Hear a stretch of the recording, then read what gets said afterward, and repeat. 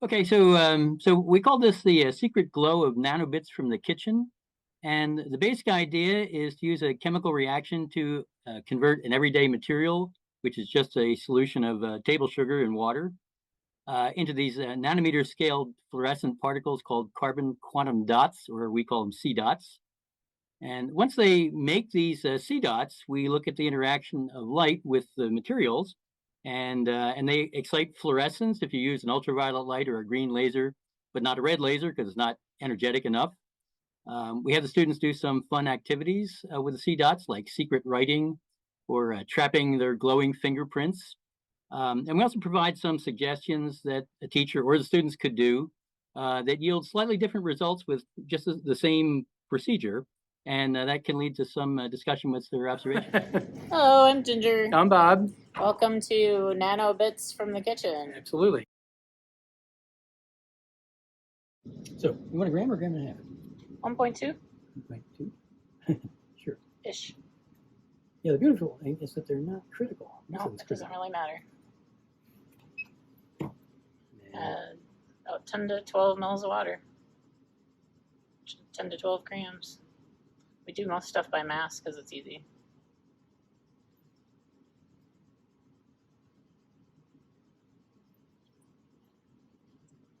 Swirl to dissolve. Your sample is ready for the microwave. We use a regular microwave as our lab microwave. Place the sample in. And we recommend lower power. So we do power 4. It works on 100% power also. It just goes a lot faster. And it's anywhere from 10 to 12 minutes. It's really flexible. You know, if you have to run it longer, do so, because you really won't get the dramatic effect of the dots if you don't make let the solution go until it's sort of like a maple syrup color. Not done. Not done. We added another minute, but we can really smell the burnt sugar and we can see it through the microwave. So we're going to stop it, remove it, and quench it. Oh yeah, I like that. Very good. Nice.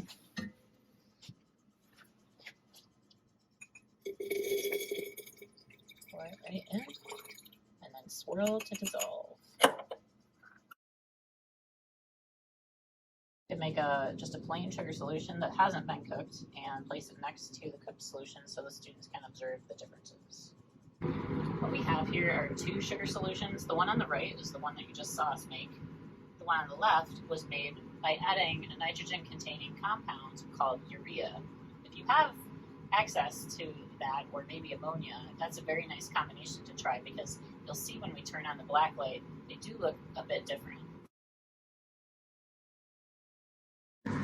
Although you'll see us sort of using the light sources freehand, we do recommend that you secure the laser and the black light in some kind of clamp so it's safer to use around the students. We also have the hairdryer clamped. That way you don't have to sit and hold it the whole time.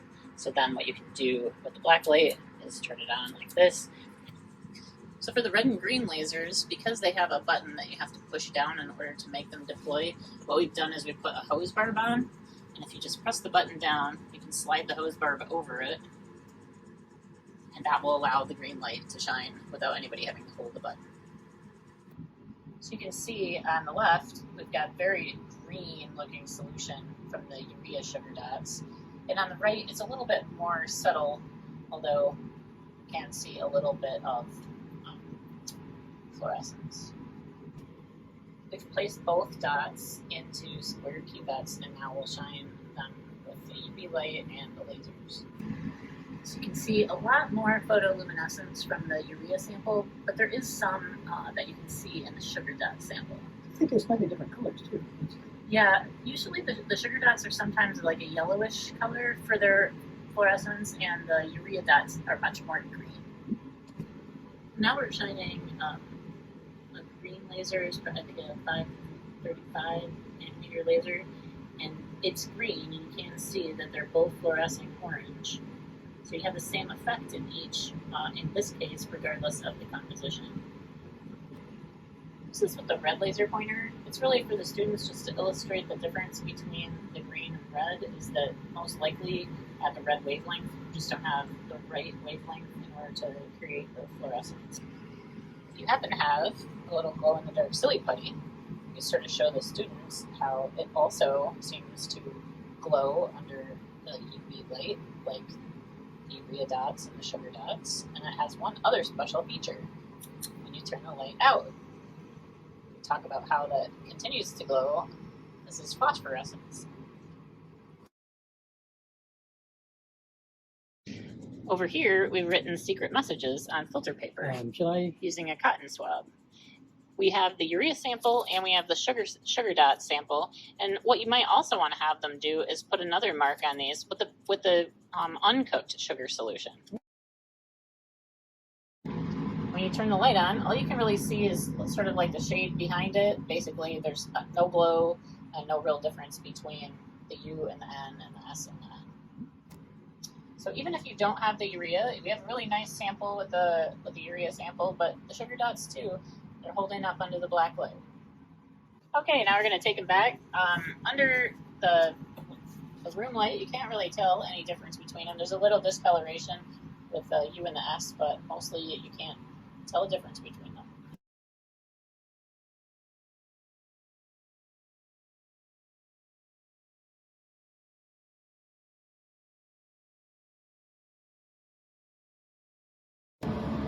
Another thing that you can do with the C dots, or the students can try, is if you have a little dish and maybe some kind of cotton makeup pad or something like that, you just make a stamp pad. So you just want to add a little bit to the makeup pad so it's not, you don't want it drenching wet because otherwise the stamps will kind of come out blurry. So I'm just going to kind of press it all in. And then you can take any stamps that you might have and give it a try. Okay, the filter paper is dry that I put the stamp used as the stamp pad. Let's see if we can see any of those fluorescent shapes. There they are.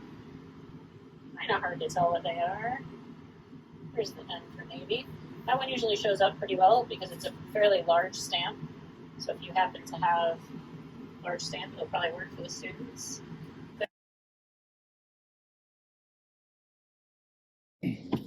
Let's try out the fingerprint trap. What we're going to do is we're going to take some glue, some of the clear craft glue, and what we have is polyvinyl alcohol instead, but this is the same concentration as regular craft glue. We're going to add about 20 drops, and then we're going to put a couple of drops of C dots in there. And we'll just mix it up with a stir stick or pipette. So we prepared the slides. You can see our fingerprints on there by rubbing our fingerprint on our face and then putting it on the slide. We also put our initials because in case you don't have enough time to dry these, then maybe the students could work for looking at them the next day. We're going to cover them with some of the glue solution, glue and C dot solution. I'm going to try not to have too many bubbles. With these disposable transfer pipettes are nice because you can pull the bubbles back off if you accidentally get them. And remember, when you use the hairdryer to dry these, dry them on the low temperature setting, otherwise the PVA glue can turn opaque.